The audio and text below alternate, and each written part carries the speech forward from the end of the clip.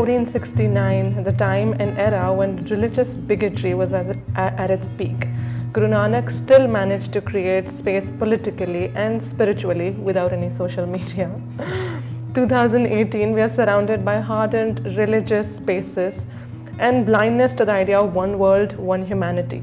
How can we become the ideals of Guru Nanak today? It's as relevant as it was in 1469. Yeah. So the social media of the time was a little bit different. There is always a social media event. Okay. States, he writes it himself, that's why I'm saying. He has an entire slok devoted to this in Asa Ki War, where he says, let me show you the kind of drama going on.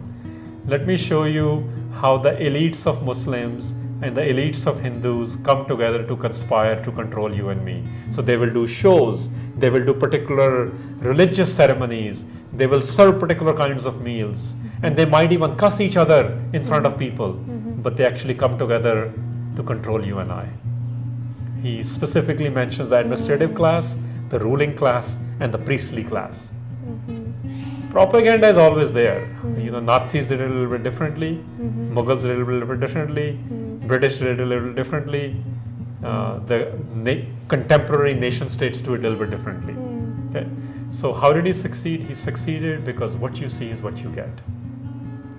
People believed in him. The leadership was by the personhood, we call it today.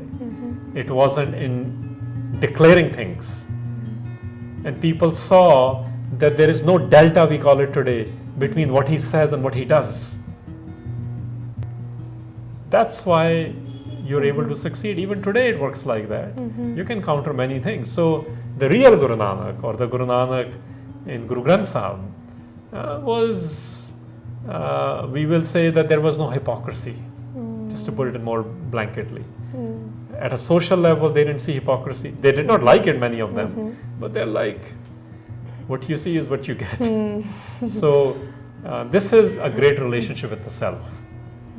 And when that great relationship with the self gets compounded and externalized, that's the relationship with the surroundings around you. So when you use that cliched phrase, one world, one humanity, but Guru Nanak Sahib said something similar, but much more profound.